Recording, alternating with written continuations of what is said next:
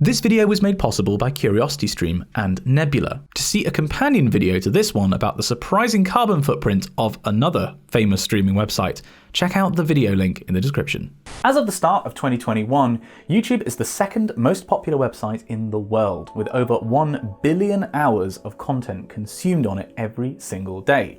So it would hardly be surprising if YouTube had a big impact on our climate. But how big is big? Reports in 2019 claimed that streaming 1 hour of video on Netflix or YouTube generates about 3.2 kilograms of CO2, roughly the same emissions created by driving a car for 8 miles. This 3.2 kilogram figure came from a French think tank called the Shift Project, who summarized that online video had an, quote, unsustainable and growing impact on the climate, with total emissions of online video equivalent to those of the entire country of France. You've probably heard of this figure because it was reported all over the internet. In fact, you quite possibly clicked on this video with these articles on the unsustainable impact of YouTube on our climate in the back of your mind. But they are wrong. We'll come to the correct carbon footprint for YouTube in just a minute, but before getting there, I want to ask, why was this damning report of YouTube's carbon footprint so widely shared?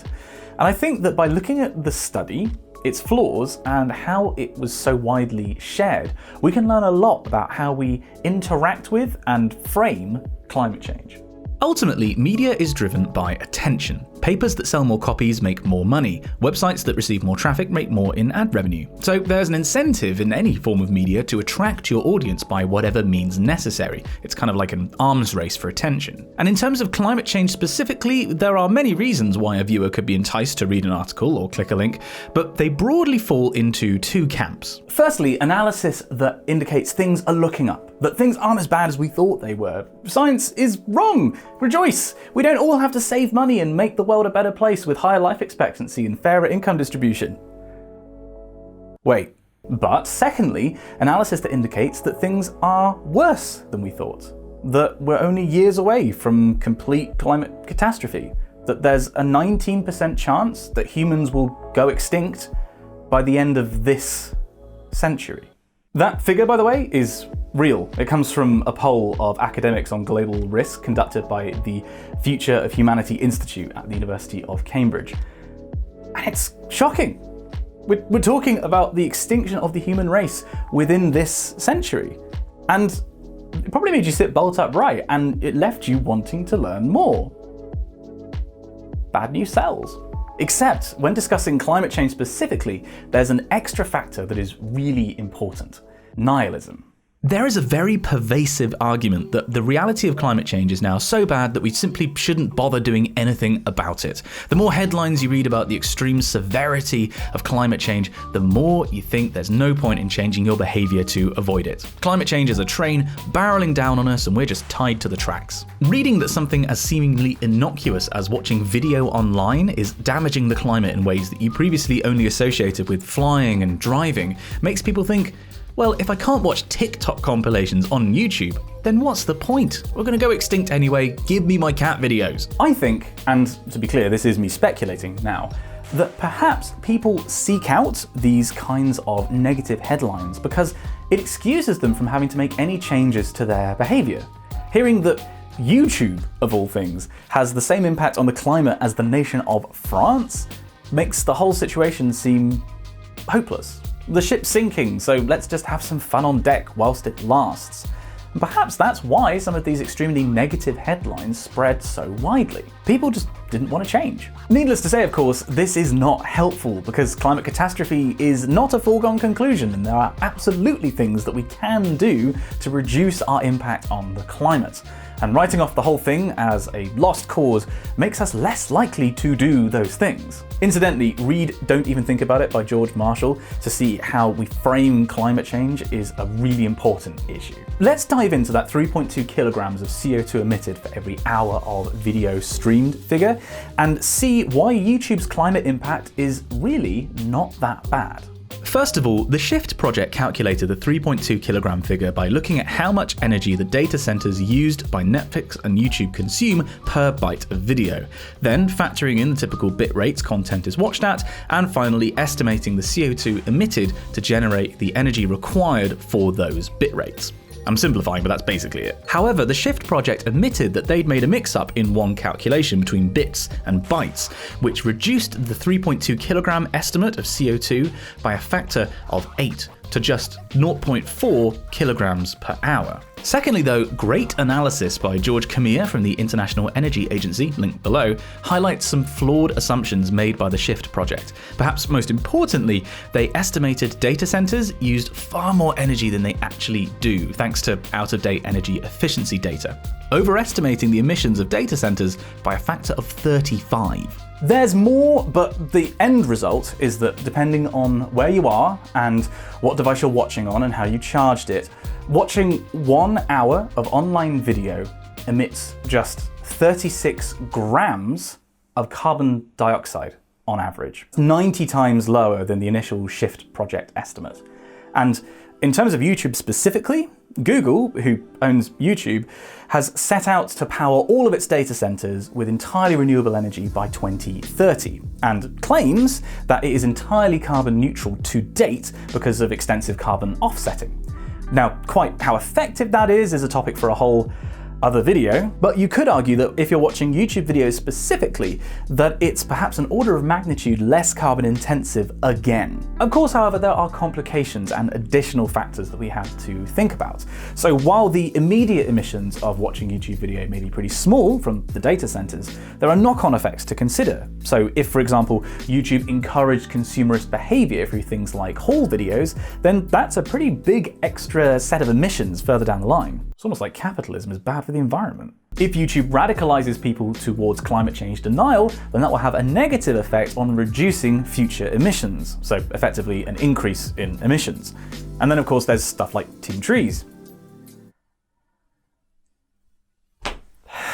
But at the same time, YouTube and other streaming sites like Nebula and Netflix and CuriosityStream are great disseminators of information. People are far more informed about climate change because of YouTube channels like this one and better ones, because of documentaries by people like David Attenborough, and the entire online ecosystem of online video. Do I think that outweighs the negative knock-on effects? No. But do I want to try and quantify that? Also, no, I'm going to leave that video to someone far smarter than me. But perhaps we're missing the big picture here. Yes, YouTube has very low carbon emissions per video, even added up over 1 billion hours a day, powered by current grid generation, not Google's promised renewables. It's a modest source of carbon emissions.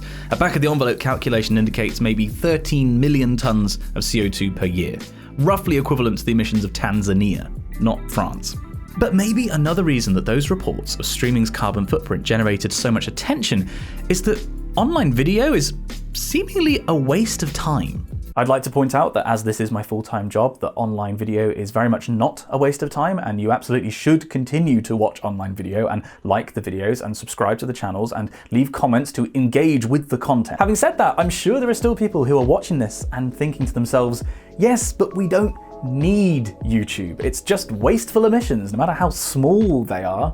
We have to get society back to its absolute essentials if we're going to beat climate change. We can't have these modern ideas of what's necessary, like the YouTubes and the TikToks. But as Vaclav Smil notes, while throughout human history we've trended towards greater and greater energy consumption and speed, quote, "There is nothing new about unproductive energy uses, and they could be seen as wasteful only if human societies were driven strictly by one overarching goal, to minimize the use of energy devoted only to tasks or processes directly relevant to a species' survival." In other words, we are not optimal, perfectly efficient robots. We are humans. And if you give humans energy, they will always use some of it to do something stupid, needless. Perhaps a website founded on cat videos is just inevitable. Some of the articles written about the Shift project estimate framed it as climate warriors are coming for your binge watching, or this is what the ecomaniacs want to take away next. And that's simply not true. It's yet another harmful framing of climate change. A fundamental principle of climate activism that's commonly misunderstood is that we don't want to go backwards. The advances of the 20th and 21st centuries have brought incredible improvements to quality of life via medicine and education, but even things as seemingly frivolous as YouTube most of which has been enabled by an incredible explosion in the energy available to us, notably through electricity. Activists like myself don't want to regress our standard of living, and I certainly don't want a future without online video. What I want is a future where we can continue using a similar amount of energy, but just generate it from low carbon sources. This is why the renewable energy transition is so important, because our modern standard of living is just impossible to maintain without the amount of energy that we currently use, whether that's in healthcare or education or transport or farming or YouTube or whatever it may be. If we want to maintain our current standard of living, but not ravage our climate, we need to move to low carbon sources of energy. That is what environmentalists want. We don't want to take away the very thing that makes us human, the frivolous use of energy. No one is trying to take away YouTube. We're just trying to change how we power it. So to ultimately answer the question, what is YouTube's impact on the world's climate? Well, the answer is complicated by how people use the site and knock-on emissions, but in terms of direct impact, not as bad as you probably thought, thanks to Google's carbon neutrality pledge and modern energy efficiency. But perhaps more than that, not as bad as you wanted it to be. Perhaps you clicked on this video hoping that YouTube was a colossal emitter of carbon, and by watching even this very video, you have made an impossible problem even worse. So there was no point in even trying to do something about it. Well, I'm sorry, because this problem is still very much solvable. There is still plenty of hope. Together, we can work towards a future where we can keep our quality of life and not pollute our atmosphere in the process. We've just got to frame the story in the right way and get a move on and move away from fossil fuels so we can get on with what's really important. Dumb cat.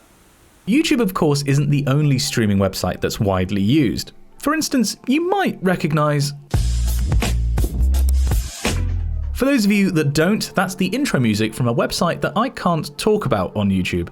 Let's call it Hornpub. The reason I can't talk about Hornpub is because YouTube's algorithm is likely to pick up its name in the auto-generated captions or in the description and suppress this video from being recommended to a wider audience. Seeing as I can't talk about it on YouTube, I made a follow-up video talking about Hornpub and its surprising carbon footprint over on Nebula.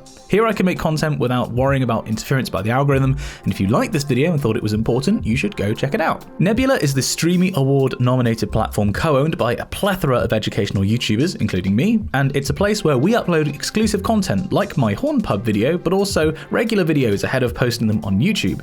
But most importantly, there are no ads on any of these videos, no pre-roll ads and no sponsor reads in the videos. If you'd like to get access to Nebula, then you can do so via our partnership with CuriosityStream. CuriosityStream is the perfect partner for us, being the home of thousands of top quality, high production value documentaries, while we are the home of top indie creators across a range of subjects. So in one fell swoop, you can get access to Engineering Future and learn about how we can power the planet with low carbon energy, and also get access to exclusive and extended content on Nebula from creators like yours truly, Real Engineering and Our Changing Climate. Doing so directly supports us creators, gives you a far better viewing experience, and is extremely cheap. Using the link in the description, you can get access to both CuriosityStream and Nebula for just $14.79 a year. That's 26% off a normal subscription and directly supports smart educational video. Go to curiositystream.com/Simon Clark to sign up and take your streaming experience to the next level. Thank you so much for watching the video. I really hope that you enjoyed it. If you did and you haven't already, definitely check out the companion video that I made about Hornpub over on Nebula. Here's some suggested viewing next. As always, if you did enjoy the video, please do pop it a like. If you're not already, you can subscribe to the channel and let me know what you thought down there in the comments. Thank you very much again for watching. I'll see you in the next one.